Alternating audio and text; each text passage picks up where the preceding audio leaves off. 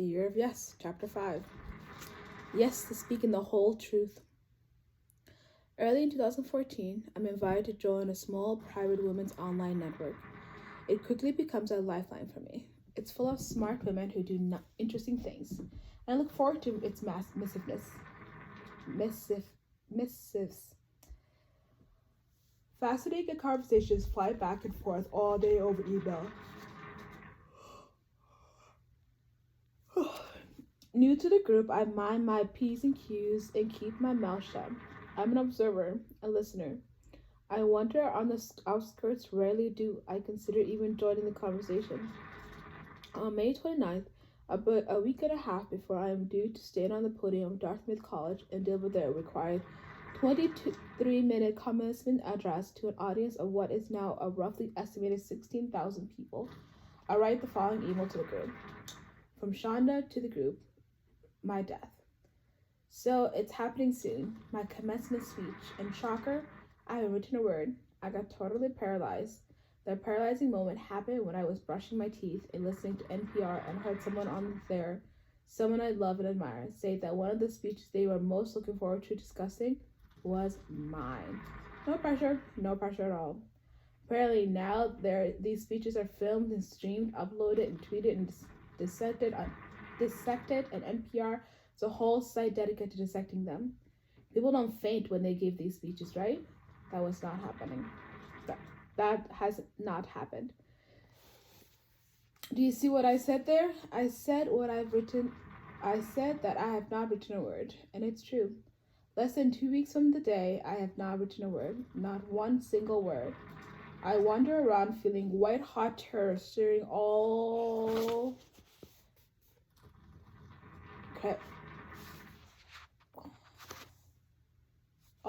creatively out of my brain. The fires of failure are wimpling around, burning down any ideas I may have had.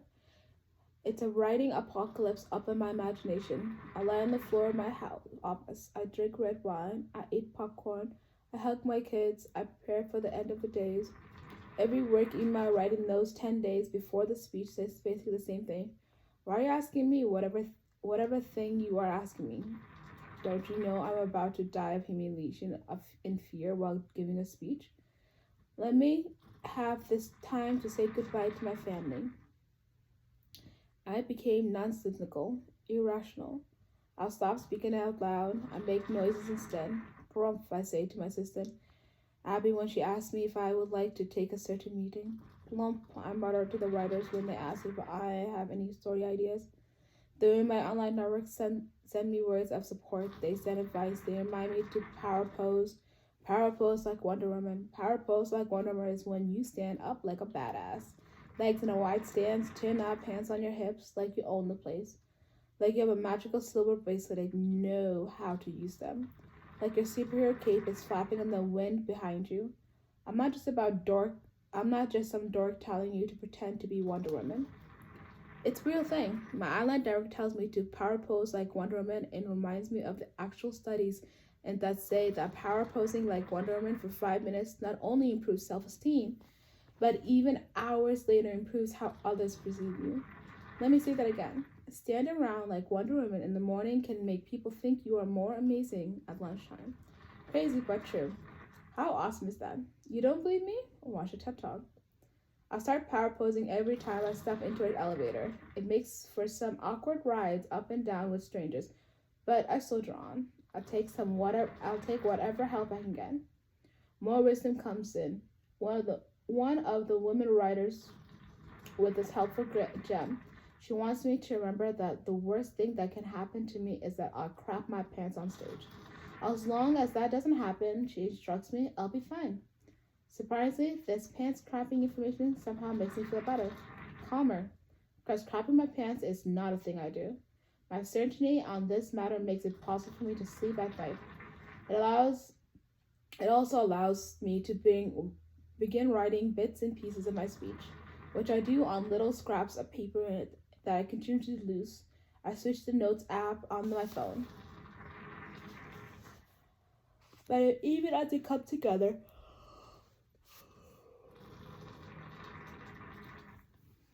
I'm not sure the speech is any good. I don't really have time to think about it. I just finished producing 42 episodes of television. It's the fewest number of episodes that I've produced in a long time for any given TV season. But still, I'm done. I'm bone tired. Private practice took its bow the season before, so I've lost the show. But I have an actual person, a tiny human. Thankfully, Kerry Washington has added one, two, and I praise the heavens for the gifts of my own of only 18 episodes of Scandal this season. I say it loud to no one, but I say it out loud to no one, but I'm not sure I could have coped with more. Keeping up with 3 children, sleeping, working, writing, and trying to do it all has been kicking my ass lately. By the moment in June, I was feeling pretty low about my mommy's scorecard. The mommy scorecard is a thing I keep in my head. On it is an imaginary series of zeros and tens that get dished out by some imaginary judgy bitch who looks an awful lot like me. The zeros hit the card when I fail, when I miss a recital because I'm traveling, when I forget that it's my turn to provide food for preschool staff day, when we don't make it to a birthday party because the introverted me just can't face the magnitude of all the social interaction. I keep hearing about these mommy wars, debates are raging. What child-bearing style is best? What makes a bad mother? Who is to blame for with kids with problems? How involved should you be at the school? It goes on and on and on. Really, it comes down to this. Which kind of mother is screwing up their kids more? People love to talk about those mommy wars all the time in magazines. Talk show hosts plead, can't we all come together? But I never really got what everyone was talking about. The only mommy I'm ever at war with is me. It doesn't help that I now have a tween. A glorious, lanky, stunningly beautiful future supermodel of a tween, who like all tween poses a special skill for twisting the knife I've already firmly implanted in my own chest. This is the third recital you've missed, she'll remind me. And are you ever coming to one of my science fairs? It's not the third recital, and I was just at the science fair last quarter, which makes it sound like I wasn't, which makes me feel like I wasn't. Boom, a 0. Now I'm no fool. I'm not one of those mothers who allows her children to believe like monsters and walk all over me. I was raised old school. I strive to be old school. My kids are not my friends. They are my children. My goal is not to get them to like me. My goal is to raise citizens. My world does not revolve around them. The only helicopter in my family is the toy helicopter that the kids play with. So my response to my daughter, Harper, isn't a wringing me of my hands and a tearful apology. Nobody did any hand-wringing and apologizing while raising me. I turned out a writer. I work to feed and clothe you. Do you want food and clothes? Then be quiet and show me gratitude. That is what I say to my tween. But inside, 0 on the mom scorecard. Knife twisted a little more to commence his speech. I have less and less time to focus on it, to obsess about it, to worry over it. It's the end of the season. It's the end of the school year. The day I'm due to fly to Hanover, New Hampshire. I spend the early mornings with my youngest daughter. Then I head over to my tween school to attend the end of the year ceremony. My daughter's is an academic award, and while I already know this, she does not. I don't want to miss seeing her face when she finds out. I arrive just in time to see her name called and her face light up. I attack her with cameras with photos. There are hugs, smiles, and joy. And though I have reminded her every day for weeks, there is the invisible disappointment face when she hears me say, I need to leave. Knife twisting again. I rush off to the airport. It's not until I'm on the plane away from my real life and surrounded by close friends I've brought with me for support that I really look at the speech I've written, that I really face it. For a while I feel sick. The cold, hard rock settles at the bottom of my stomach. It's the same kind of speech I have always written. Pitty, witty, snappy. It has highs and lows, jokes. It's smart and shiny. Sounds just fine.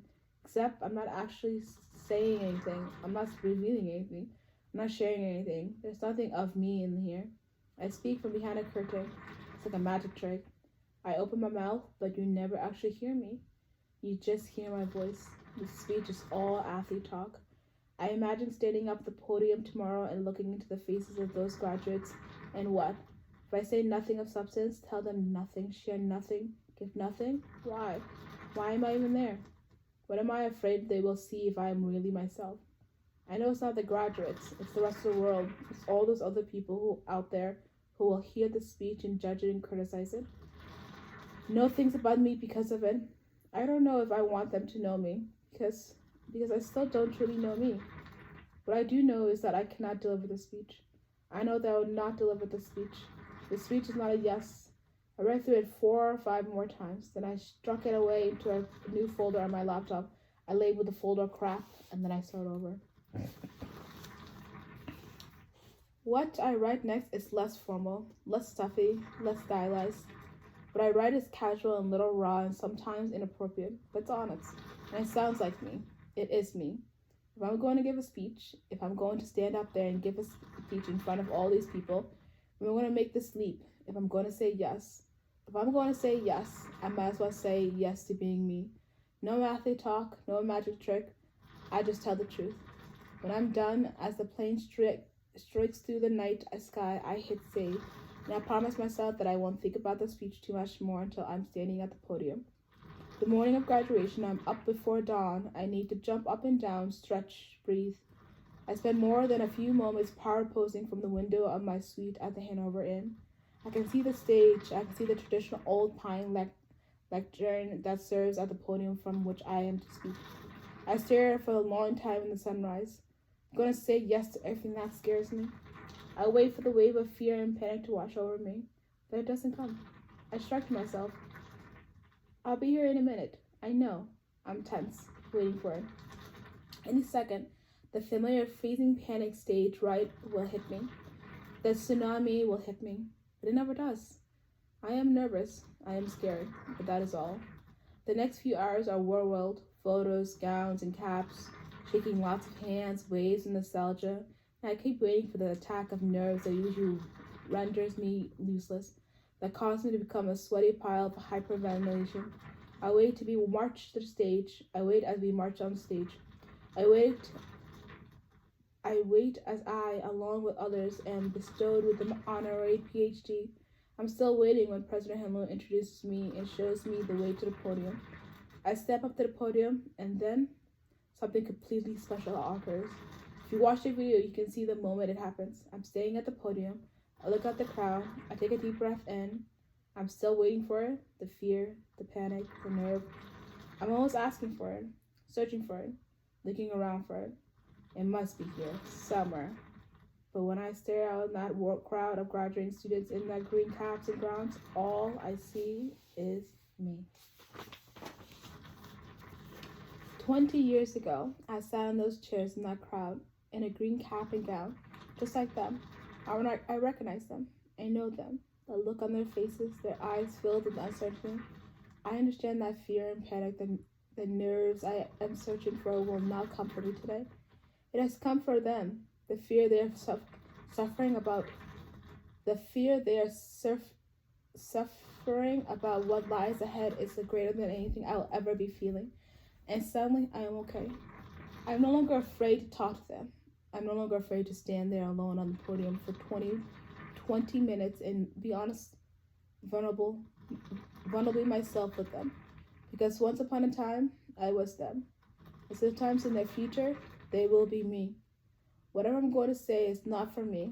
It isn't for the outside world. It doesn't matter how people react to it or judge it. I'm not talking to anyone but these graduating sitting in front of me. This is just for them. And so I exhale. You can see it. If you watch the video, you can see me exhale. You can see the very last instant, the very last moment, the very last breath of my fear. From that exhale forth, I am somehow someone new, someone comfortable, someone unafraid. My body relaxes. I settle into my soul. And for the first time in my life, I stand on that stage and raise my voice to the public with full confidence. Not an inch of panic. For the first time in my life, I speak to an audience as myself, and I feel joy. Here is what I say. Dartmouth's commencement speech delivered June 8, 2014, Hanover, New Hampshire. Dreams are for losers. President Hanley, faculty, staff, honored guests, parents, students, family, and friends, good morning and congratulations to the Dartmouth graduating class of 2014. So, this is weird. Me giving a speech, In general, I do not like giving speeches. Giving a speech requires standing in front of a large group of people while they look at you, and it always requires talking. I can do the standing part, okay? But the you looking and me talking, I'm not a fan. I get the overwhelming feeling of fear, terror, really. Dry mouth, heartbeat that's super fast. Everything is a little bit slow motion, like I might pass out or die or poop my pants or something. I mean, don't worry, I'm not going to pass out or die or poop my pants. Mainly because just by telling you it could happen, I have somehow neutralized it as an option. Like as if saying it out loud caused some kind of spell where it cannot possibly happen now. Vomit, I could vomit. See, vomiting is now also off the table. Neutralized it. We're good. Anyway, the point is, I do not like to give speeches. I'm a writer. I'm a TV writer. I like to write stuff for other people to say. I actually contemplated bringing Ellen Pompeo or Kerry Washington here to say my speech for me. But my lawyer pointed out when you drag someone across the state line against their will, the FBI comes looking for you. So I don't like giving speeches in general because of the fear and the terror. But this speech, I really did not want to give. A Dartmouth commencement speech, dry mouth, heartbeat so fast. Everything is slow motion. Pass out, die, poop. Look, it would be fine if this were like 20 years ago. It was back in the day when I graduated Dartmouth. 23 years ago, I was sitting right where you are now. I was listening to Elizabeth Dole speak, and she was great, and she was calm, she was confident, and it was just different. It felt like she was talking to a group of people, like a fireside chat with friends, just Liddy Dolly and 9,000 of her friends, because it was 20 years ago, and she was just talking to the group of people. Now, 20 years later, this is no fireside chat. It's not just you and me. This speech is filmed and streamed and tweeted and uploaded. NPR has like a whole app dedicated to commencement speeches, a whole site just about commencement speeches. There are other sites that rate them and mock them and dissect them. It's weird and stressful and kind of vicious for an introvert perfectionist writer who hates speaking in public in the first place. When President Hanley called me, by the way, I would like to thank President Hanley for asking me back in January. That's gave me a full 6 months of panic and terror of joy. When President Hanley called me, I almost said no. Almost. Dry mouth, heartbeat so fast. Everything in slow motion. Pass out, die, poop. But I'm here. I'm gonna do it. I'm doing it. You know why? Because I like a challenge.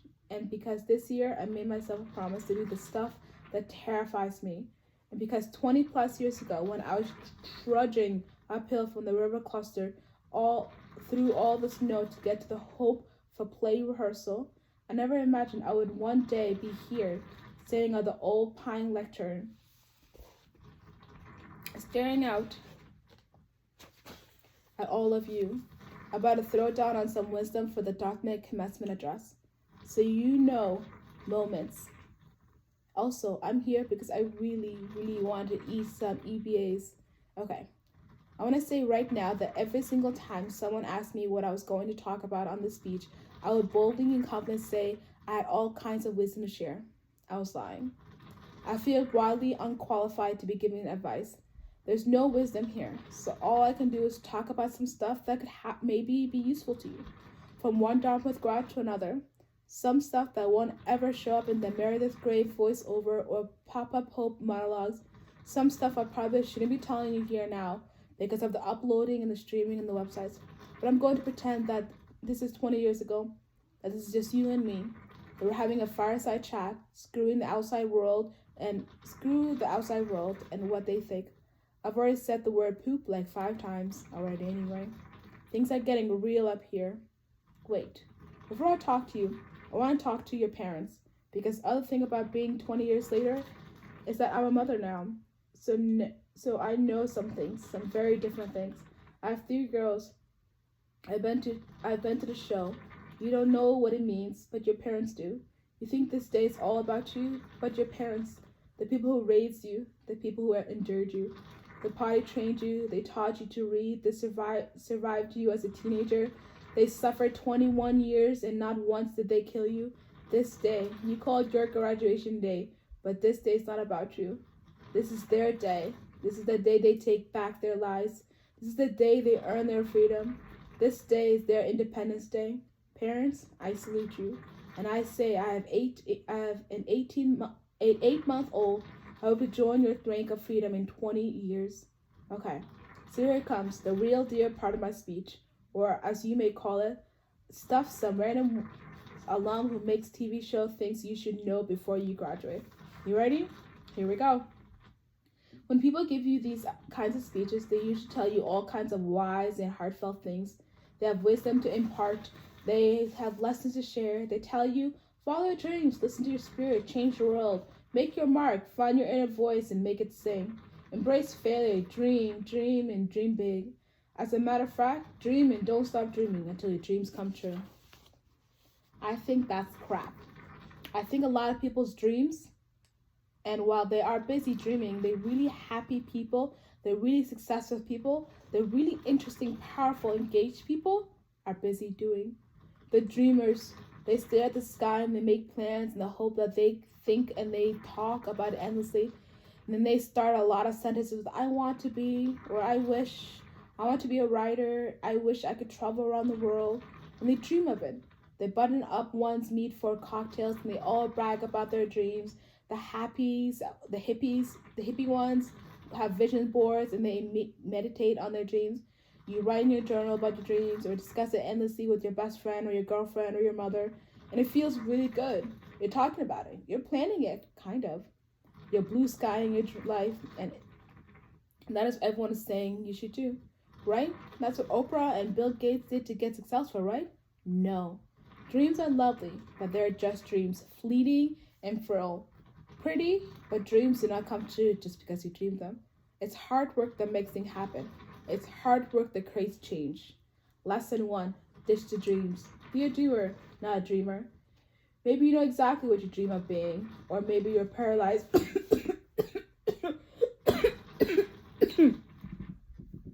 Or maybe you're paralyzed because you have no idea what your passion is. The truth is, it doesn't matter. You don't have to know. You just keep moving forward. You just have to keep doing something, seizing the next opportunity, staying open to trying something new. It doesn't have to fit your vision of the perfect job or the perfect life. Perfect is boring, and dreams are not real. Just do. You think, I wish I could travel? You sell your crappy car and buy a ticket and go to Bangkok right now. I'm serious. You say, I want to be a writer? Guess what? Write. A writer is someone who writes every day. Start writing. Or you don't have a job? Get one. Any job. Don't sit at home waiting for a magical dream opportunity. Who are you? Prince William? No. Get a job. Work. Do until you can do something else. I did not dream of being a TV writer. Never. Not once when I was here in the hallowed halls of the Ivy League did I say to myself, I want to write TV. You know what I wanted to be? I wanted to be a Nobel Prize winning author, Toni Morrison. That was my dream. I blue skied it like crazy. I dreamed and dreamed, and while I was dreaming, I was living in my sister's basement. Dreamers often end up living in the basement of relatives. FYI. Anyway, there I was in the basement. I was dreaming of being a Nobel Prize winning author. Guess what? I couldn't be Nobel Prize winning author Toni, because Toni already had that job. She wasn't interested in giving it up. One day I was sitting in the basement and I read an article in the New York Times that said it was harder to get into USC film school than it was to get into Harvard Law School. I could dream about being Toni, or I could do. At film school, I discovered an entirely new way of telling stories, a way that suited me, a way that brought me joy, a way that flipped the switch in my brain and changed the way I saw the world. Years later, I had a dinner with Toni, and all she talked about was Grey's Anatomy. That never would have happened if I hadn't stopped dreaming of becoming her and gotten busy becoming myself. Lesson 2. Tomorrow is going to be the worst day ever for you. When I graduated from Dartmouth that day in 1991, when I was sitting right where you are, and I was staring up at Elizabeth speaking, I'll admit that I had no idea what she was saying. Couldn't even listen to her, not because I was overwhelmed or emotional or any of that, but because I had a serious hangover. like an epic, painful hangover. Because, and here's where I apologize to President Hanley, because I know you're trying to build a better and more responsible Black myth, and I applaud you and I admire you, and it's very necessary. I've been really freaking drunk the night before. And the reason I'd been so drunk the night before, the reason I'd done upside down margarita shots at Bones Gate was because I knew that after graduation, I was going to take off my cap and gown. My parents were going to pack my stuff in the car, and I was going to go home and probably never come back to Hanover again. And even I did come back, it wouldn't matter because it wouldn't be the same place I did live in anymore. On my graduation day, I was grieving. My friends were celebrating. They were partying, so excited, so happy. No more school, no more books, no more teachers, dirty looks, yay. And I was like, I understand. Are you freaking kidding me? You get all the froyo you want. The gym is free. The apartments in Manhattan are smaller than my suite in North Mass. Who cared if there was no place to get my hair done? All my friends were here. I ran my own theater company here. Real quick, okay? Well, 14 kills, 26-minute game. Well Record done. time. Nice. Thank you. Good luck. That was insane. My tea? Jason!